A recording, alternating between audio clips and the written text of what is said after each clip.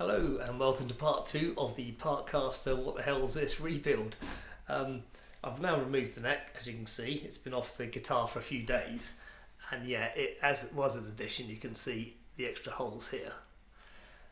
And also where it's been off the guitar without the string tension, the neck is actually now straightened out. There was a slight, very fine curve to this, and checking it's now actually pretty straightened out.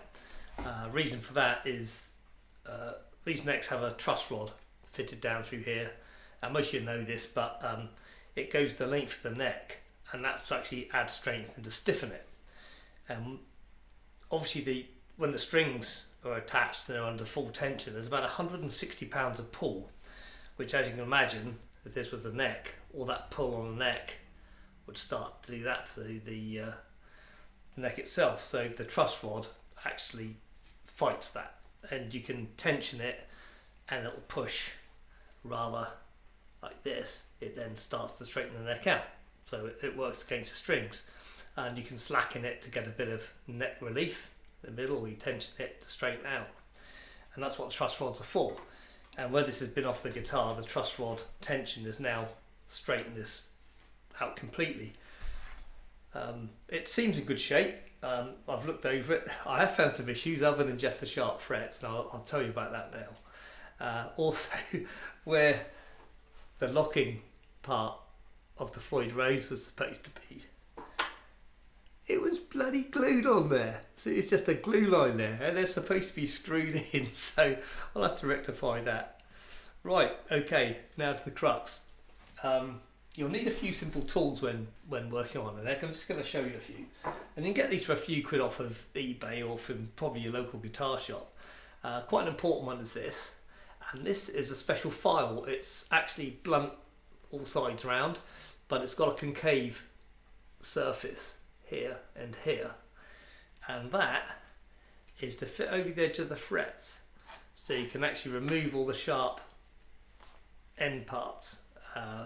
Sometimes where they cut the frets and fit them into the body, into the fretboard, where they use a cutting tool, it flares the edges, and they can remain quite sharp. And you'll find on a lot of cheap guitars, in budget guitars, if you run your fingers along the edge like that, as I can feel on here, there's a lot of sharp bits on there still, and it's good to get rid of those just to make the playing nicer, really.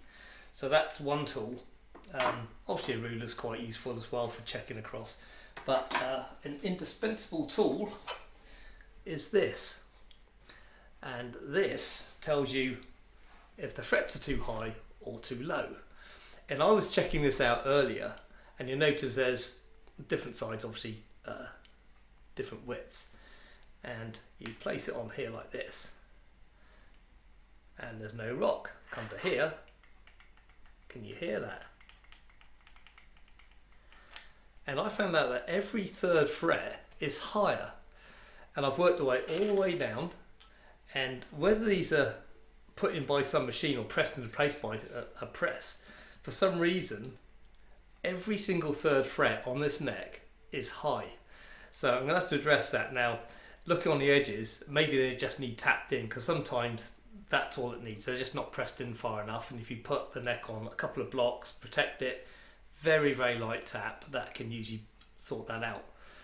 But right, first off we're going to deal with these sharp edges, so bear with me. Okay, what we're going to do now is just run down these frets using this tool here, and we should be able to remove all these sharp edges. So starting carefully on the first one, and hope you can see this okay. Just gently. And as the rough bits get removed, you'll actually feel the abrasion sort of moves from like a scraggy feel to a polishing feel. And I don't know if that shows up very well on the camera. I don't think it's got enough resolution, but this now is much shinier just on the end, and that is really smooth. And then just go on to the next one, because they all need doing. And you can actually hear the tone change, and because the edge of this is blunt, it doesn't damage the fretboard. It just glides over it, And again, it's such an easy job to do, and it really is worth doing it, because if you're going to play the guitar a lot, when you're sliding up and down playing chords, you really do notice it. So next one, it really is quite a quick and simple job.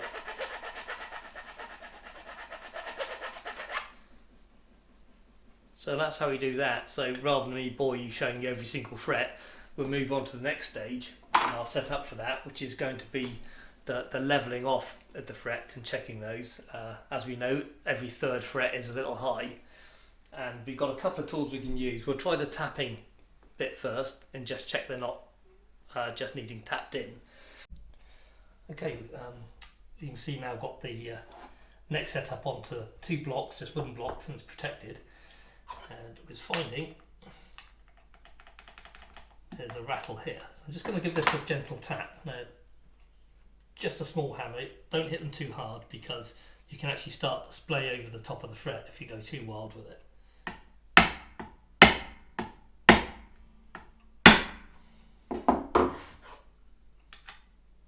Okay, and that seems to have cured that one now, apart from there, so it's fixed there, but it's obviously still a little high at this end.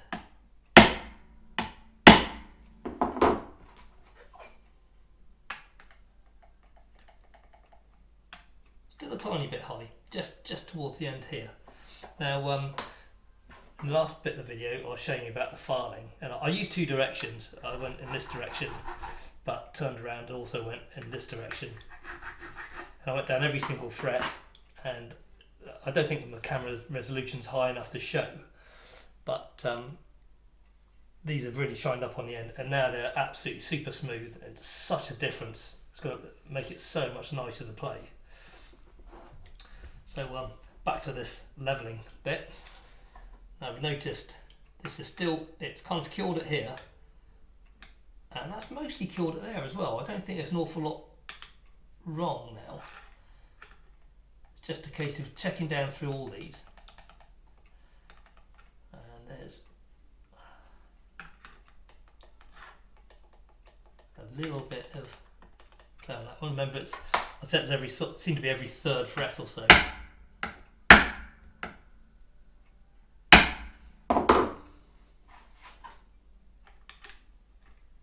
Yeah, and that seems to be really curing it.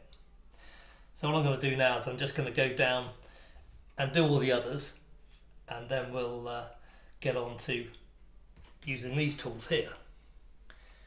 And what these are used for is they actually protect the fretboard. You place them over the fret like so, and obviously the narrower ones are for when you go right down this end of the fretboard. And then what I'm going to do is just give the frets a very, very light polish with these. They're almost like sort of pumice stones. They're very, very fine. And they'll just take any excess height out and any kind of initial starting points of wear. So we'll be working on those. Right, first of all, I'm just going to knock down the rest of the frets and just recheck them. Then we'll move on to that stage. Okay, I've been right down over the whole fretboard now. And the light tapping with a hammer seems to sort out 90% of them, well, more than 90%. I've just got one here at this end. I've just marked with a bit of indelible ink, because that one's just a fraction high and it won't tap in any further. Now, what we're going to do here is, you tend to find the first 3 frets tend to get a bit more wear than the others. Obviously, if you do a lot of bends further down the neck, then that will start incorporating wear everywhere, and it will happen. But the typical kind of cowboy chord area, where you're always playing the B string on the first fret for a lot of chords, you tend to get more grooving here. Now this is almost perfect, to be fair, but I just wanted to show you how I polish these out. Now this is quite a fine block, so I'll put the fret protector on. And I'm just going to gently rub this over the fretboard.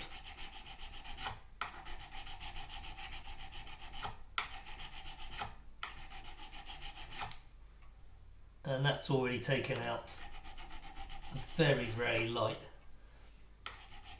around there. And, just going to run down the rest of them.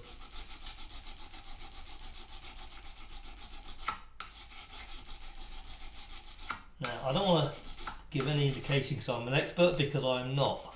I'm not a trained luthier, and I'm not saying the way I'm doing it is the way everybody should do it. This is just the way I do it, and I've done many guitars now, and it's always worked for me. You may find your own methods, but and there might be a few people who post on here saying I'm doing it totally wrong, and that's fair enough if they think that.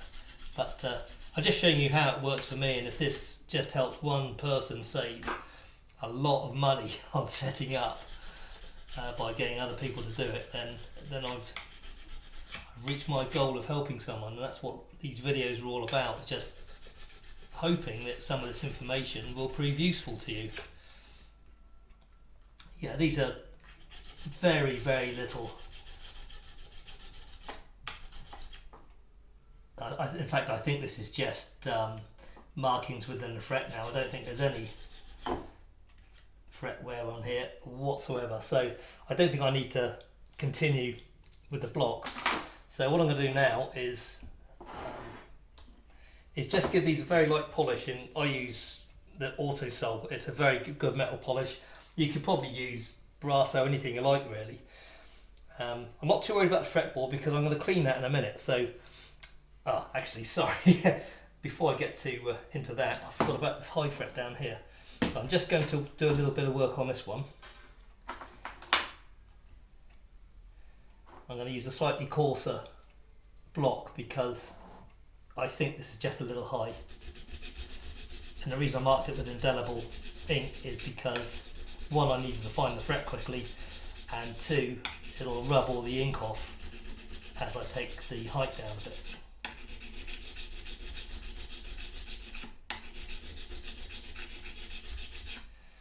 I'll just check that.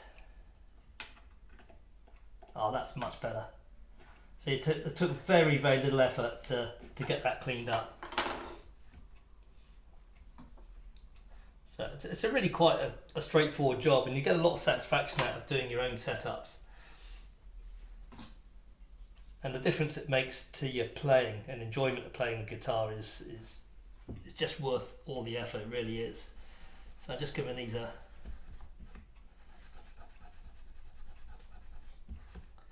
polish. Let's just get any tarnish off, and these aren't too bad, to be honest. I mean, some of the guitars I've bought or done for a friend in his shop, they're absolutely black. You know, they I suppose the acids out of your fingers not only make the strings turn black, but eventually it does affect the frets. And I think some of the frets are made of a brass wire, or wire that incorporates a fair bit of brass in them, so they can go sort of like a greeny black.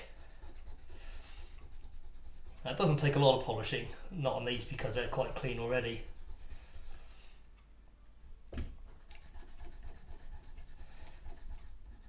So, I'm not going to bother to turn the camera off. I might just speed this bit up.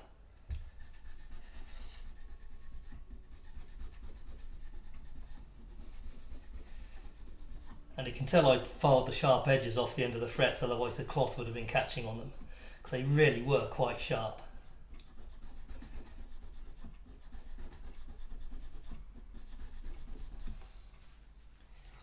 Get the polish off.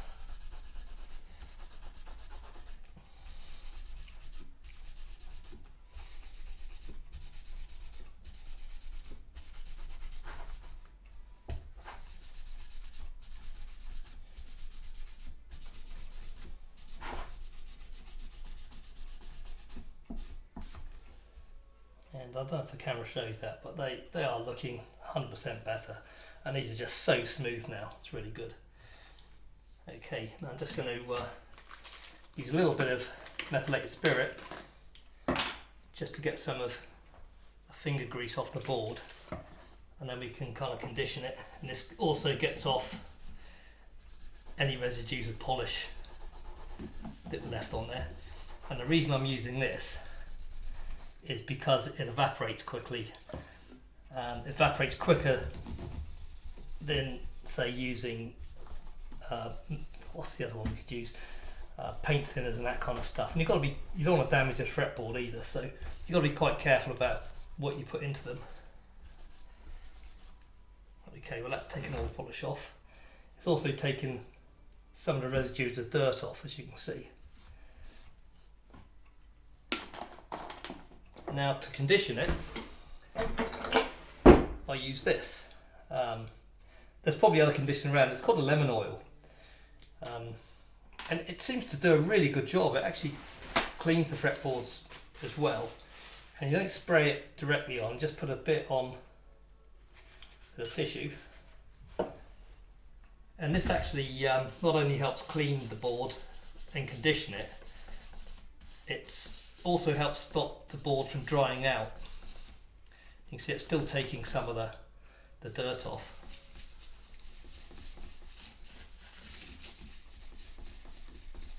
It doesn't take very much at all. And I tend to give the fretboards of my guitars a little bit of conditioning like this every time I change the strings.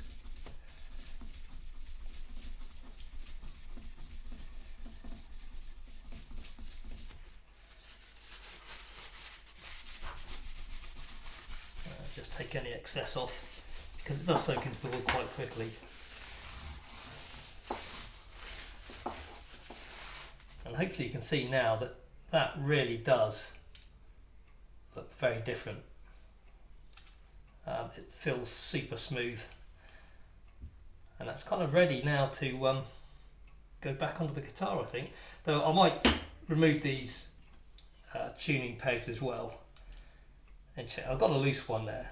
I might replace it, though under tension, you can't pull me in the way of the camera, under tension it will get less loose. They're probably budget ones anyway. And if I paint the guitar, then I'm going to paint the headstock to match it. I've still also got to take the glue off of here, which I'll do with a little razor blade, and just carefully remove that to attach the locking part there. Anyway, that's it. You can see it doesn't take long, doesn't take a lot of effort, and that is 100% better, and it's going to play much nicer. So I hope this has been useful to you, and I'll see you in the next video. Bye now.